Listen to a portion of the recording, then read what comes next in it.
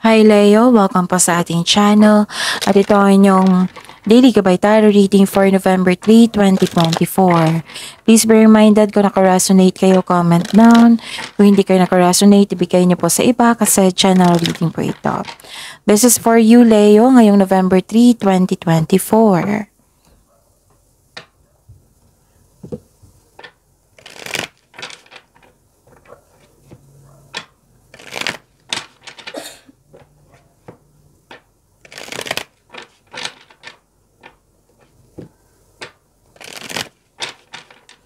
Para po ito sa inyo Leo ngayong November 3, 2024. Maraming salamat po sa inyong patuloy na suporta at maraming salamat din po sa mga hindi nag-skip ng ads. Gamitin ang reading na ito bilang gabay lamang sa mga hindi pa nag-subscribe. Subscribe na po kayo at click bell notification para malaman nyo na may bago tayong video. Para sa mga gusto magpa-reading po, may lumabas dyan sa screen nyo ngayon. Panoorin nyo po, sundin ng instruction. Calling the attention sa mga suki ko dito na Leo. Open na po inyong Monthly Gabay Tarot reading for November 2024. May 6 months from now reading tayo at love life reading po. So message me Leo for schedule. Maraming salamat po. Okay, slow ako magsalita ngayon ha kasi nag-conserve ako ng boses ko. Nag-iingat ako kasi nararamdaman ko parang mapapaos ako. So kailangan kong slow ito. Kailangan kong mag-ingat sa boses ko para may reading tayo araw-araw. Okay? So yun, so pasensya na. Sana okay lang sa inyo, Leo. Spirits Guide, mga ganap pa para kay Leo ngayong November 3, 2024. Ni 3 cards po.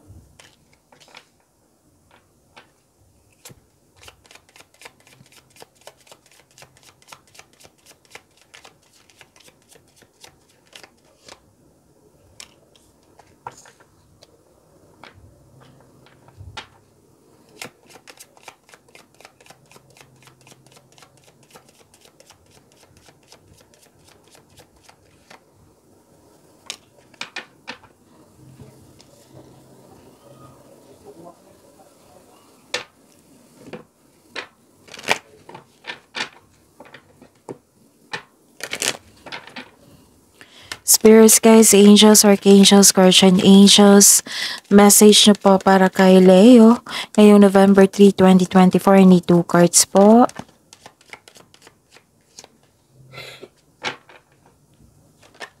Okay, kunin ko na to ha. Leo.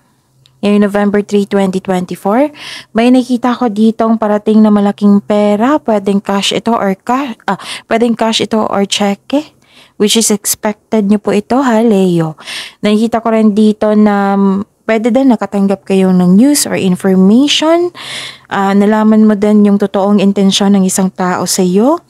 May concern kayo sa disconnection sa isang tao. May concern kayo sa matigas ang ulo or mahirap kausap or sobrang stricto. May delay nang nangyari. Pwedeng delay sa paggawa ng desisyon or delay sa hinihintay nyo.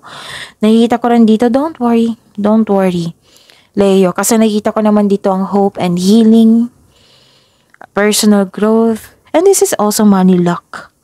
Yes. Isa sa wish mo na grant, binigyan ka ng blessings dito. May blessings po dito. May blessings din sa na nagkaroon kayo ng ideas, thoughts, nabibigyan mo siya ng action. Pwedeng rewards ito and fame, awards, ganun, compliment, ganun. And mataas ang inyong intuition. Okay? So peace. Sabi po ni Archangel Chamuel, peace comes from remembering the only love is real, Leo. And creative writing, sabi po ni Archangel Gabriel, make time to write down your thoughts in a journal or pen an article or book. Okay. Spirits Guide, ano po yung energy ni Leo ngayong November 3, 2024?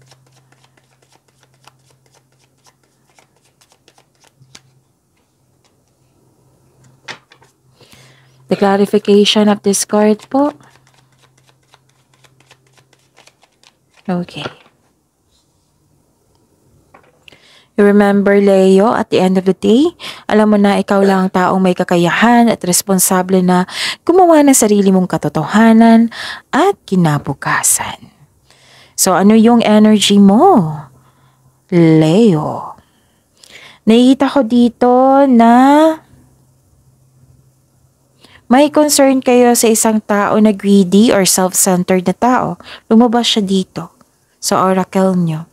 At ingatan nyo din yung pera nyo, sabi po ng card nyo. Or may concern kayo sa hindi marunong mag-handle ng money. May concern kayo or may concern sila sa iyo na hindi nagbigay ng time sa sarili at sa pamilya. So, wag nyo daw pahirapan yung sarili nyo. Kasi parang may pinupush kayo dito na kailangan magganap to ngayon. Ganon. Wag nyo daw pahirapan yung sarili nyo. Wag daw kayo madali. Oo. Okay? At saka, nagdesisyon kayo dito, oh. Nasunod yung desisyon nyo, plano nyo, ideas nyo, at you're receiving love. Full of action ngayon. Pwedeng nagpaplano kayo kasi marami kasi yung ideas ngayon. So, nagkaroon ng creativity. This is growth and expansion po. Parang inaalagaan kayo ng mother nyo. Or kayo ang nag-alaga. Sa inyong family or sa inyong sarili. Nag-take time na kayo. Nag-give time na kayo sa inyong sa inyong sarili dito. Kasi may nakita. Kasi itong card nito, nagsabi dito na may love, beauty, money, creativity, happiness, nakikita ko dito. Nag-give time din sa nature.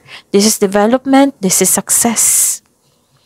May pagbubungang mabuti ang parating, pwedeng bagay or pagbubuntis. So, fertility nakikita ko dito. So, kung ayaw nyong mabuntis, then use protection. Okay? Tapos, and this is also abundance and success. So, be happy with the results of your action. Okay?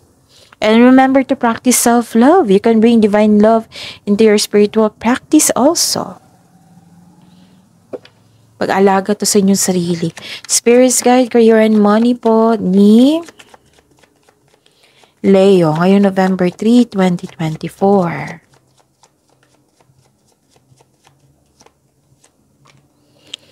And the clarification of this card po.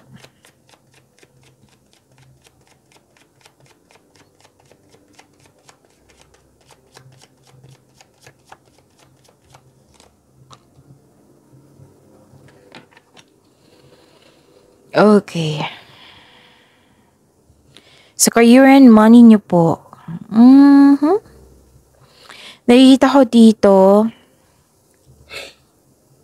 nagkaroon ng hesitation. Kung pwede po daw, wag niyong hayaan na maging mainit yung ulo nyo kasi nakita ko dito may mainit ang ulo dito, hindi mapakali. So, kung pwede po, control yourself kasi kakapasok lang ng November. So, you have to maintain your energy na magkaroon ng positivity para maka-attract ka ng blessings na, yung tuloy-tuloy yung blessings, yung pasok ng blessings po para sa inyo. Pwedeng nainis ka sa taong matigas ang ulo, yung sabi ko kanina dito na mahirap kausap. Pwedeng delay sa hinihintay nyo. Delay sa travel, delay sa hinihintay nyong mensahe, pwedeng ganun. May disconnection talaga dito. Dalawang card na po nagsabi dito, disconnection sa isang tao. Pero ang sabi po ng card dito, hindi ito ang sign na mag-give up ka. Mag-ingat po daw kayo sa taong maluloko. Malalaman mo ito kasi mas taas yung intuition dito. Nakikita ko rin dito na hindi ibig sabihin nagkamali kayo noon, magkakamali kayo ngayon. So, mag-focus kayo sa pag-release sa nakaraan and move forward into a new and more successful period. Kunin mo yung learning journey mo sa nakaraan para magamit mo sa present, para sa future, okay? So, acknowledge for your success is coming po. Parating na po, may financial growth din akong nakikita dito. May financial growth na magkakanap. Okay? So, yun. Spirit's Guide, Love Life, Self-Love, Partnership, and Romance ni Leo ngayong November 3, 2024. And the clarification of this card po.